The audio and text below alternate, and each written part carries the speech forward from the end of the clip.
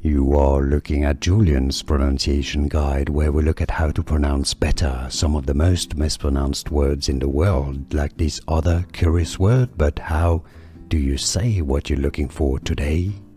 Let's learn how to pronounce the name of this commune located in France, in the Dordogne department in the southwest of France. French pronunciation here, Les Eyzies. Les Eyzies. I know the spelling makes it totally confusing even for French people. It wouldn't be obvious. And so basically you have a liaison, meaning that you do pronounce the S to les because it's followed by a vowel. So les Eyzies. I know, les Eyzies.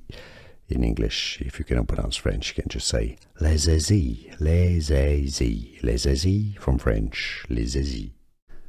Here are more videos on how to pronounce more confusing words and names too many mispronounced. Like this video if you found it useful. I appreciate your support. I'll see you soon and thanks for watching.